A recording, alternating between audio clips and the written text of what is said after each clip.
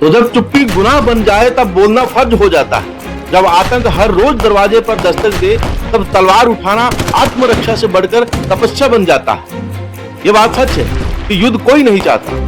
युद्ध का रास्ता कांटों से भरा है, इसमें खून बहता है, मासूमों की सांसें थम जाती हैं, घर उजड़ जाते हैं, देश की आर्थिक रीढ़ झुक जाती है। युद्ध ना हो तो बेहतर है, टाल दिया जाए तो और भी बेहतर है। लेकिन सवाल यह है कि जब दुश्मन आपकी नापाक हरकतों से बाज ही ना आए, जब दुश्मन मानवता का खून हर रोज बहाए, जब इंसानियत हर रोज शर्मसार हो जाए और जब साल दर साल अपनों का खून सड़कों पर नजर आए, वो खून जो 2001 में संसद पर हमले में दिखाई पड़ा, 2008 में मुंबई की सड़कों पर नरसंहार में देखा, 2016 में उरी की शहादतों में देखा, 2019 की पुलवामा की चीखों में दिखाई पड़ा, पहलगाम में हिंदुओं का कत्ल हुआ और गुरुद्वारों पर बमों की गूंज हुई, तब सवाल है कि द्वंद कितना पाला जाए, युद्ध कितना टाला जाए। हम युद्ध नहीं चाहते, मगर अब आतंक का बोझ भी हम नहीं ढोने वाले। रामधारी सिंह दिनकर की पंक्तियां मौजूदा दौर में एकदम सटीक बैठती है कि क्षमा सौंपती है उस भुजंग को जिसके पास गरल हो, उसका क्या जो दंतहीन विष रहित विनित सरल हो। अरे भाई, क्षमा भी उस व्यक्ति को शोभा देती है जिसके पास शक्ति होती है, जो दंड देने में सक्षम होता है। जो पहले से ही दंतहीन विष रहित विनित है, उसमें क्षमा करने की हैसियत नहीं है, क्योंकि वह पहले से कमजोर है। ऐसे में कई बार आपको अपनी ताकत का एहसास दुश्मन को कराना पड़ता है। जब कोई देश अपनी संप्रभुता नागरिकों की सुरक्षा के लिए मजबूर हो, उस वक्त शांति की बात करना कमजोरी नजर आती है, कोई बेईमानी सुनाई पड़ती है। युद्ध केवल जवाबी कार्रवाई नहीं, बल्कि दुश्मन को भी संदेश है कि आक्रामकता का जवाब आक्रामकता से दिया जाएगा, और इस युद्ध की नैतिक जिम्मेदारी उसकी नहीं है जो युद्ध में जवाब दे रहा है। ये जिम्मेदारी उसकी है जिसने युद्ध की शुरुआत की थी। इसलिए जिम्मेदारी पाकिस्तान के हिस्से छोड़िए और आज अपनी देश अपनी सेना के साथ खड़े होइए। दुश्मनों से निपटने में हमारी सेना सक्षम है। हम भी आपकी तरह अमन चाहते हैं। हिंदुस्तान के तमाम लोग जो है वो सीधे साधे हैं, लेकिन जुल्म के आगे झुकना हमारा मिजाज नहीं। अगर जंग लाजमी है तो चलिए इस बार जंग ही सही। खामोशी को दुश्मन को हमारी कायरता मत समझने दीजिए। मैं फिर कह रहा हूं, हम हिंदुस्तानी शांत लोग हैं। हमारी जिंदगी, हमारे नौकरी, हमारे परिवार सामाजिक जिम्मेदारियों के इर्द गिर्द घूमती है। हम युद्ध की विभीषिका से भी कई बार विचलित हो जाते हैं, लेकिन विचलित तो कुरुक्षेत्र में अर्जुन का मन भी हुआ था।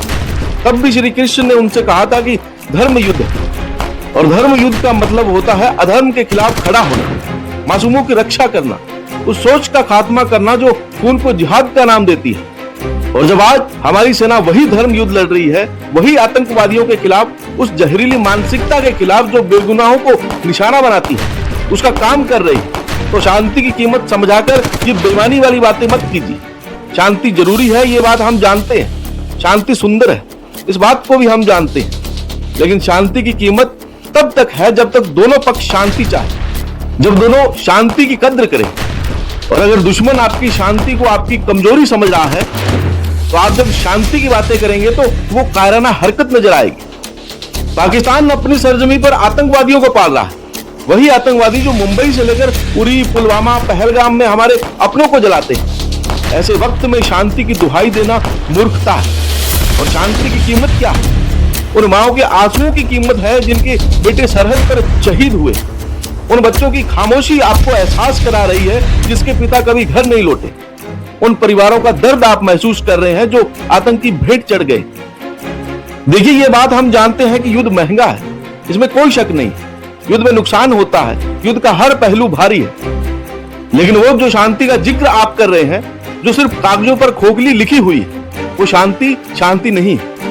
जब दुश्मन हर रोज हमारे सैनिकों पर गोली चलाए, निशाना बनाए, तब से नोचू वार का नारा खोखला हो जाता है।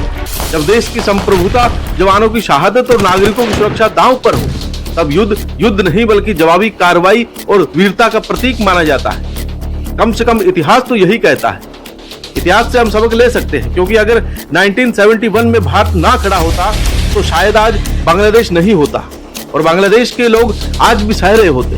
बांग्लादेश में महिलाओं के साथ आज भी गलत काम हो रहे थे, उनके हक छीने जाते। अगर हिटलर को युद्ध के जरिए ना रोका गया होता तो शायद दुनिया और भी जल रही होती। अगर 1999 में कारगिल में हम युद्ध ना लड़ते तो शायद आज लद्दाख की वो जमीन पाकिस्तान की होती। वहां हमारा तिरंगा ना होता और पाकिस्तान पूरे कश्मीर पर कब्जा करने का ख्वाब देख रहा होता। अमेरिका से लेकर फ्रांस तक, वियतनाम तक हर महान मुल्क की आजादी युद्ध की भट्टी में तप कर बनी है। बर्बरता के सामने चुप रहना हिंसा को खुला न्योता है। शांति कीमती है, लेकिन तब जब वो सबके लिए बराबर हो, वरना वो दबे हुए की मजबूरी और हमला करने वाले की मजबूरी बन जाती है। और हिंदुस्तान कभी भी प्रथम युद्ध नहीं लड़ता। हिंदुस्तान ने आज तक पाकिस्तान से जितने युद्ध लड़े हैं उसकी वजह रही है, एक युद्ध भी बेवजह नहीं है। 1947-48 का वो पहला युद्ध जब पाकिस्तान पर हमने हमला किया था, वो इसलिए था क्योंकि पाकिस्तान ने कश्मीर पर हमला किया, घुसपैठ कर रहा था। 1965 का युद्ध भी कश्मीर में घुसपैठ और फिर पूर्ण युद्ध की वजह से हुआ था। 1971 का युद्ध इसलिए हुआ था क्योंकि पूर्वी पाकिस्तान में मानव अधिकार का उल्लंघन हुआ था। शरणार्थी संकट के चलते तमाम लाखों करोड़ों लोग ऐसे थे जो हिंदुस्तान आक रहे थे, हिंदुस्तान से भीख मांग रहे थे। तब हिंदुस्तान ने पाकिस्तान को दो हिस्सों में तोड़ा था और बांग्लादेश का जन्म हुआ। 1999 में भी कारगिल का युद्ध इसलिए हुआ था क्योंकि मुशर्रफ ने आतंकियों को घुसपैठ करने भेजा था हिंदुस्तान की सरजमी पर। अभी भी आपके मन में सवाल है कि पाकिस्तान को जवाब क्यों दिया जाए, तो जवाब है कि लश्कर जैश जैसे आतंकी संगठन पाकिस्तान पालता है। हाफिज सईद जैसे कसाई खुलेआम घूमते हैं। मसूद अजहर के परिवार को हमने पाकिस्तान में देखा है। उसामा को पाकिस्तान के अंदर मारा है। एलओसी पर जो गोलीबारी होती है, जो घुसपैठ होती है, हिंदुस्तान में जो हमले होते हैं, वो सब पाकिस्तान की वजह से। और जिस शांति की बात हम कर रहे हैं वो हमारे पूर्वजों ने भी की है। हमने भी लाहौर में समझौता किया था, हमारे भी आगरा में शिखर सम्मेलन किया था, हमारे ही प्रधानमंत्री मोदी लाहौर की यात्रा पर गए थे। लेकिन हर बार पाकिस्तान ने हमें धोखा दिया। पाकिस्तान ने हमें पठानकोट में धोखा दिया। पाकिस्तान ने हमारी संसद पर हमला करके धोखा दिया। पाकिस्तान ने हमारे ताज होटल पर अटैक किया, उरी में अटैक किया, पुलवामा में अटैक किया, पहलगाम में अटैक किया और हर बार कायरता से अटैक किया, जिसका जवाब इस बार हम सामने से दे रहे हैं। ऐसे में आपको एहसास होना चाहिए कि युद्ध तब जरूरी हो जाता है जब कोई देश अपनी संप्रभुता, नागरिकों की सुरक्षा और राष्ट्रीय सम्मान को बचाने के लिए मजबूर हो। पाकिस्तान की ओर से बार बार आतंकवाद और उकसावे कार्रवाई अब भारत को जवाब देने के लिए बाध्य करती है। और इसी वजह से हम कह रहे हैं कि ऑपरेशन सिंदूर इस बार कार्रवाई नहीं बल्कि इंसाफ की पुकार है। ये उन माताओं बहनों की आवाज है जो सुरक्षा की मांग करती है। ये उन बच्चों की उम्मीद है जिनके सपने आतंक की आग में नहीं जलने चाहिए। ऑपरेशन सिंदूर वो प्रतीक है जो न्याय का, हिम्मत का, इरादों का, जो कहता है कि ये हिंदुस्तान अब बर्दाश्त नहीं करेगा। हम शांति चाहते हैं लेकिन अपनी शर्तों पर। ये उन आतंकी ठिकानों पर करारा प्रहार करेगा जो पाकिस्तान की शह पर हमारे खिलाफ साजिशें रखते हैं। ये दुनिया को संदेश दे रहा है कि भारत की संयम की नीति को उनकी कमजोरी ना माना जाए। हम हमेशा शांति चाहते हैं, लेकिन जब दुश्मन हमें खंजर थमाएगा, जब हमारे मासूमों का लहू बहाएगा, जब हमारे अपनों की चीखें हमें सुनाई पड़ेगी, तब इस खामोशी को हम धिक्कार मानते हैं। और गीता में भी यही सिखाया गया है। गीता का सार है, विश्व की पुकार है कि युद्ध ही वीर का प्रमाण है। कौरवों की भीड़ हो या पांडवों का नीर हो, जो लड़ सका वही महान है। जय हिंद, जय भारत। हमारी गुजारिश सिर्फ इतनी आपसे है कि युद्ध हम नहीं चाहते। युद्ध कई बार हमें विचलित करता है, लेकिन जब युद्ध की शुरुआत हो गई है तब अपनी फौज के पीछे मजबूती से खड़े हैं। अपनी फौज पर एतवार कीजिए, क्योंकि आपकी फौज आपको सुरक्षित रखेगी। उसने आपको हमेशा सुरक्षित रखा है। इस बार भी हमने हर उस सवाल का जो आपके मन में आपको विचलित कर रहे हैं, उसका जवाब पहले से ही खोज रखा होगा। कई बार युद्ध शांति को खराब करने के लिए नहीं बल्कि शांति को स्थापित करने के लिए होते हैं। हिंदुस्तान जो पाकिस्तान के आतंक से दशकों से अशांत है, इस बार ये युद्ध इसलिए लड़ रहा है ताकि शांति लंबे समय के लिए हिंदुस्तान में कायम की जाए। मगर वो शांति कुछ कीमत लेकर आए। वो शांति आपका एतबार मांगती है, वो शांति आपका भरोसा मांगती है, और आप अपनी फौज पर वो भरोसा जताइए। 140 करोड़ की आवाम ने यही अपील की थी कि भारत सरकार और भारतीय फौज पाकिस्तान में घुसकर बदला ले।